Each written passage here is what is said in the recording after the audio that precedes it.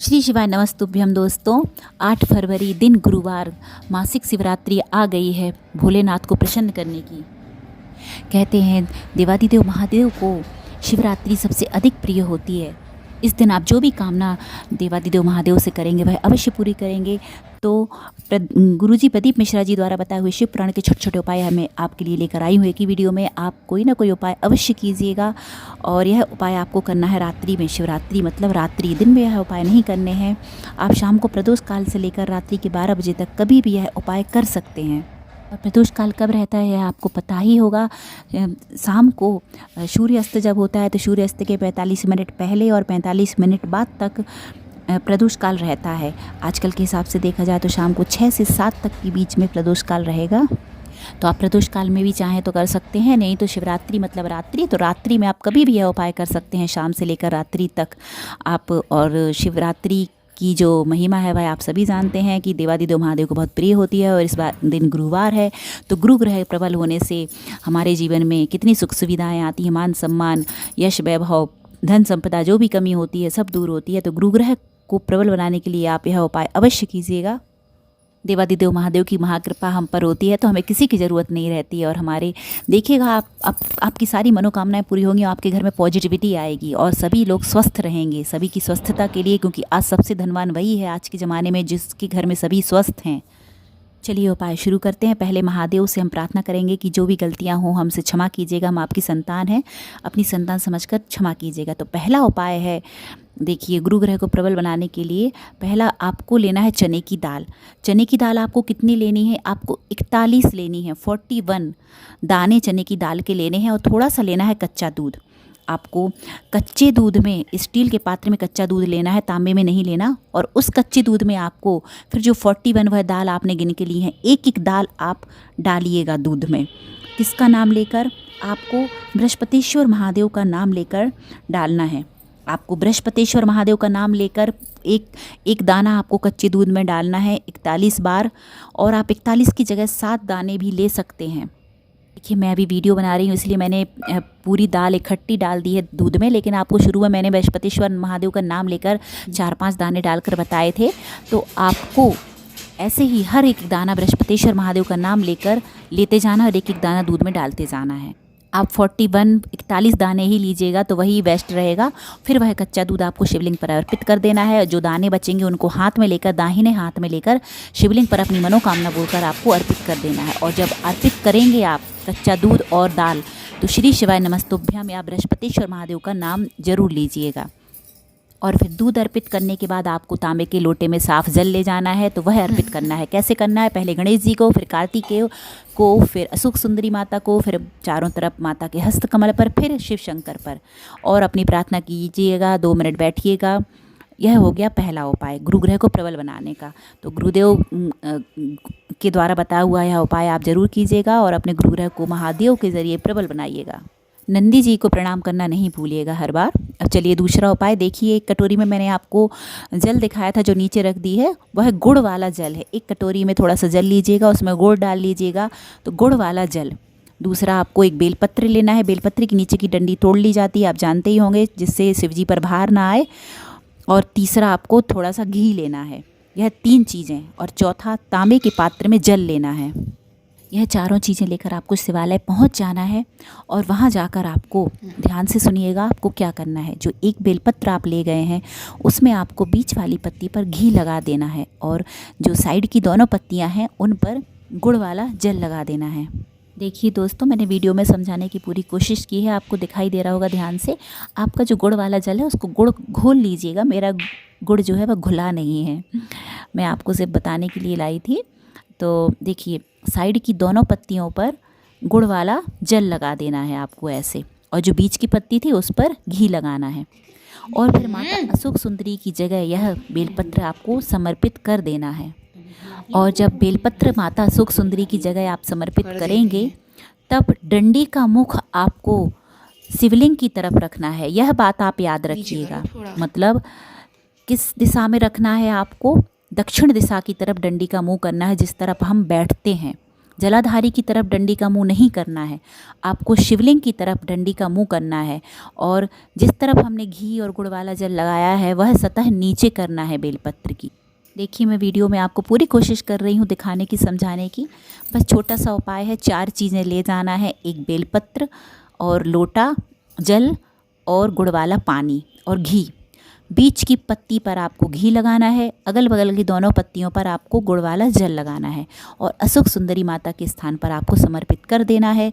डंडी का मुख शिवलिंग की तरफ होना चाहिए। उसके बाद आपको गुड़ वाला जल माता अशोक सुंदरी की जगह जहाँ बेलपत्र अर्पित की है वहाँ आपको चढ़ा देना है और शिवलिंग के ऊपर भी गुड़ वाला जल चढ़ा देना है। उसके बाद आपको साफ जल चढ़ाना है। साफ जल कैसे? पहले गणेश जी को, फिर कार्तिकेय जी को, फिर माता अशोक सुंदरी पर, फिर चारों तरफ माता के हस्त कमल पर, पार्वती माता के, फिर शिवलिंग पर।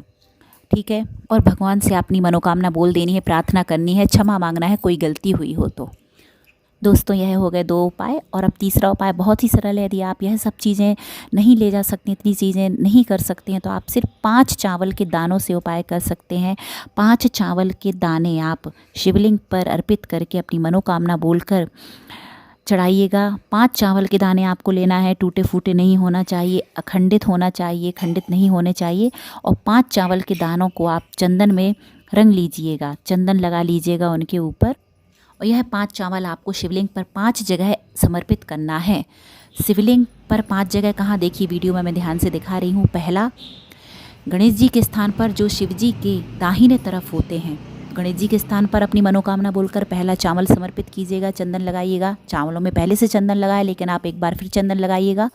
दूसरा चावल कार्तिकेय जी के स्थान पर अपनी मनोकामना बोलकर। तीसरा चावल आपको माता अशोक सुंदरी के स्थान पर समर्पित करना है। देखिए वीडियो में मैं दिखा रही हूँ, चंदन लगाकर और अपनी मनोकामना बोलते जाइएगा। 3 चावल हो गए। चौथा चावल पार्वती माता के हस्त कमल पर समर्पित करना है, मनोकामना बोलिएगा। और 5वां चावल शिवलिंग पर आपको चंदन लगाकर समर्पित करना है। 5 स्थान हो गए आपको। जब आप चावल समर्पित कर लेंगे उसके बाद आपको थोड़ा सा जल समर्पित करना है, श्री शिवाय नमस्तुभ्यम बोलकर, और हाथ जोड़कर फिर भोलेनाथ के सामने बैठ जाना है, अपनी मनोकामना बोलना है, उनसे विनती करना है कि प्रभु हम पर कृपा कीजिए, आपके अलावा हमारा कोई नहीं है। देखिए ऐसी प्रार्थना करने के बाद आप भगवान से क्षमा प्रार्थना कीजिएगा। यदि कोई गलती हुई हो हमसे उपाय करने में तो प्रभु क्षमा कीजिएगा। आपकी पूजा करने में कोई गलती हुई हो, मंत्रहीनम क्रियाहीनम भक्तिहीनम श्रेश्वरीम यत् पूजितम मया देवी परिपूर्णम तदस्तु में। और भगवान का ध्यान कीजिएगा। नंदी महाराज के भी पैर जरूर पड़िएगा हर उपाय के बाद, और जनेऊ सुपाड़ी जरूर अर्पित कीजिएगा। एक बात याद रखिएगा, आप जो भी उपाय करेंगे हर उपाय के बाद आपको एक जनेऊ सुपाड़ी जरूर अर्पित करना है। भोलेनाथ को जनेऊ सुपाड़ी जरूर अर्पित की जाती है, तो आप उनको अर्पित कीजिएगा, अपनी मनोकामना बोलिएगा। देखिए दोस्तों, आपको यह छोटे छोटे उपाय तीनों मैंने बताया, तीनों में से कोई भी कर सकते हैं। लेकिन यदि आप यह तीनों भी नहीं कर सकते हैं, कुछ भी नहीं कर सकते, तो आप कम से कम यह बेलपत्र जरूर अर्पित कीजिए। किस तरह करना है आपको देखिए मैं वीडियो में दिखा रही हूँ। कुछ नहीं तो आप कम से कम शिवरात्रि के दिन 5 बेलपत्र जरूर अर्पित कीजिए। एक गणेश जी के स्थान पर, दूसरा कार्तिकेय जी के स्थान पर, तीसरा माता अशोक सुंदरी के स्थान पर, चौथा माता के पार्वती माता के हस्त कमल के स्थान पर, और 5वां शिवलिंग पर। और उनकी डंडी जरूर तोड़ लीजिएगा थोड़ी सी नीचे की, और उन पर चंदन लगाकर अर्पित कीजिएगा। देखिए दोस्तों, आप कुछ भी नहीं कर सकते हैं तो कम से कम यह 5 बेलपत्र तो जरूर अर्पित कर सकते हैं शिवलिंग पर। शाम के समय शिवरात्रि में मंदिर में जाकर या घर पर ही भोलेनाथ से अपने घर परिवार की रक्षा के लिए प्रार्थना कीजिएगा। और यह 5 बेलपत्री की जो डंडी है वह तोड़ लीजिएगा नीचे से थोड़ी सी ज़रूर, और जो चिकनी सतह है वह नीचे की साइड करके बेलपत्र समर्पित करते हैं हमेशा। और डंडी का मुख किस तरफ रहेगा वीडियो में देखिए आप। डंडी का जो मुख है वह जलाधारी की तरफ, मतलब उत्तर की तरफ रहना चाहिए। हम दक्षिण की तरफ बैठे होंगे जलाधारी की विपरीत दिशा में, और डंडी का मुख है जो बेलपत्री का वह उत्तर दिशा की तरफ रहेगा। और बेलपत्री की जो चिकनी सतह है उस तरफ हम चंदन की बिंदियाँ लगाएंगे, और वह जो सतह है चंदन की बिंदी की तरफ वाली वह नीचे कर कर हम बेलपत्र समर्पित करेंगे। वीडियो में देखिए आप, सब ध्यान से दिखा रही हूँ। और नंदी महाराज का जो उठा हुआ पैर रहता है उस पर जरूर जल समर्पित कीजिएगा और उनको चंदन लगाइएगा, पुष्प चढ़ाइएगा। नंदी महाराज का पूजन करना नहीं भूलिएगा। तो आप कुछ नहीं तो यह 5 बेलपत्र का उपाय ही कर सकते हैं। और नंदी के कानों में, नंदी के जो बायां कान रहता है उस पर हाथ रखकर आप नंदी के जो दाहिना कान रहता है उसमें आप बोलिएगा उनसे जो भी मनोकामना है अपनी ज़रूर भोलेनाथ से पूर्ण करने के लिए नंदी को सोर्स लगाइएगा कि भोलेनाथ से कहें कि हमारी मनोकामना पूरी करें। और अच्छे मन से श्रद्धा से भगवान के पैर पड़िएगा। और माता अशोक सुंदरी का जो स्थान रहता है बीच में वहाँ आप लाल चंदन ज़रूर लगाइएगा, जो देखिए मैं दिखा रही हूँ, जिसे क्या रोली बोलते हैं। वह लाल चंदन रोली वह कहाँ लगाई जाती है देखिए। रोली हमेशा चंदन माता सुख सुंदरी के स्थान पर ही लगाई जाती है, शिवलिंग पर और कहीं नहीं। बस माता सुख सुंदरी को समर्पित की जाती है और वहाँ लगाकर आप थोड़ी सी लेकर अपने माथे में ज़रूर लगा लीजिएगा, अपने माथे पर और अपनी मांग में भर लीजिएगा। माता से अपने सुहाग को अमर करने की, सुहाग की रक्षा करने की, स्वस्थ रखने की आप विनती कीजिएगा, यह ज़रूर कीजिएगा। और शिवलिंग के सामने बैठकर थोड़ा सा ध्यान कीजिएगा, वापस उनका फूलों से श्रृंगार कीजिएगा भोलेनाथ का, जो भी अर्पित हो सके आप कीजिएगा उनसे ध्यान लगाकर।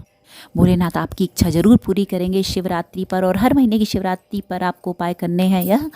तो छोटे छोटे उपाय हैं, अपने परिवार से कराइए, आप भी कीजिएगा। आपको वीडियो पसंद आए तो प्लीज़ दोस्तों लाइक शेयर सब्सक्राइब कीजिएगा। मैंने पूरी कोशिश की है आपको वीडियो में सब कुछ समझाने की, सही सही बताने की। जो भी गलतियाँ हुई हो तो क्षमा कीजिएगा।